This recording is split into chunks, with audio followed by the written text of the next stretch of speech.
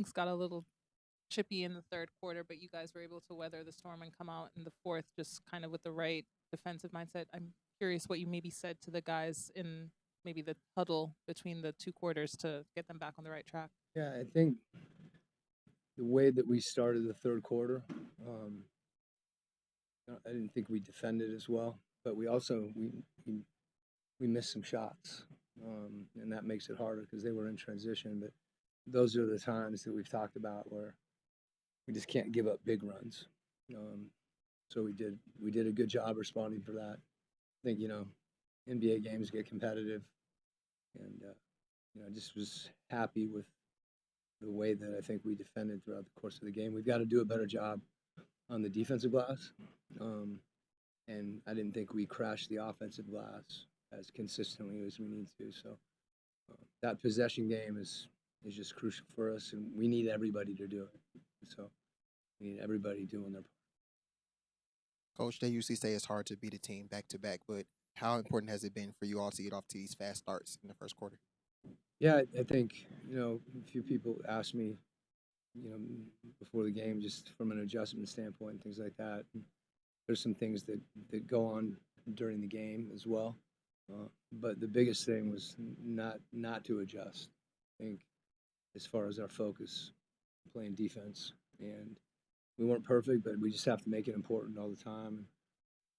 And then if we had a couple guys shoot it well in the beginning of the game, and Cory throughout the game, but that's you can't count on that all the time. You need to be able to rely on getting stops and rebounding. And again, that's where our focus needs to just continue to go. Coach, this was Jonathan Kuminga's second game for your team. What have you seen from him tonight in terms of fitting into your offensive system and getting on the same page on the defensive end with his teammates? Yeah,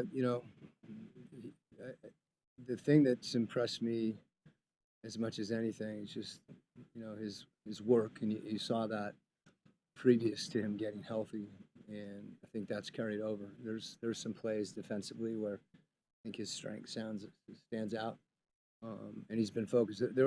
He lost it out of bounds, but a big play out of timeout. I thought we needed to dig in. He did a really good job just denying an entry pass, and he almost had a dunk. So that to me is more impressive than the actual dunk. I know he can dunk. So those little things on the defensive end, he can be impactful. And then I think he's really focused on moving the ball and being unselfish. I thought he made a couple passes tonight that were really impressive, just looking the guy off and seeing the court. And I think as he plays more and more, he's going to be more and more instinctive, particularly in the open court. Coach, you spoke about how he's moved within the flow of the offense, making good passes. It seems like there's been like an intentional pairing with two ball handlers, whether it's Gabe and Dyson, Gabe and Nikhil, whatever it may be. When you think about where Kuminga's potential offensive involvement looks like as he gets more integrated, is it more so as like a secondary handler, a finisher, even a primary in some units? Yeah, I think we kind of noticed that maybe because of Gabe, so it looks like. But we've had that, with say Dyson and Nikhil, CJ. I think we felt that was important, when we to get those guys on the floor together. I think more than anything that should help us run, because we're passing ahead to guys that can make plays, and that's still, if there's one thing that just hasn't become habitual yet for this group, this team. I'd like to just see us continue to push the pace. We had some guys that got tired, which I really liked seeing. I think they got tired on the defensive end and they slowed down a little bit. But the more we pass the ball and move the ball, and that means in transition too. I think the more efficient we are offensively, no matter who that is. Cory Kispert with a career high tonight. He was obviously on fire at the beginning of the game. Was the plan to keep feeding him at this point? And were there any conversations on the bench in terms of him hitting that career high in the end? We weren't talking about his career high. I don't think he was focused on that. We were talking about him doing a good job spacing, which is, I think, where a lot of his shots came early.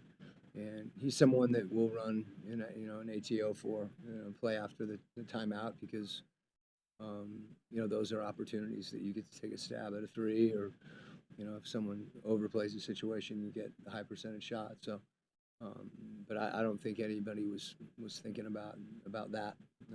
Frankly, I wasn't aware of it till you just said it. Coach, I wanted to ask about Corey's chase down block, just because he's known as a shooter, but just the effort that he's been putting on the defensive end. I was curious what you've maybe liked about that. Yeah, I think that play just kind of shows a level of determination and pride in defending, and he attacks the rim really well. He's probably underrated as far as his ability to just make a quick read. With his shot setting some of those closeout opportunities up. So, he's not afraid to be physical, and he's a competitor, and that's always good to see. Coach, jumping ahead, got 3 games.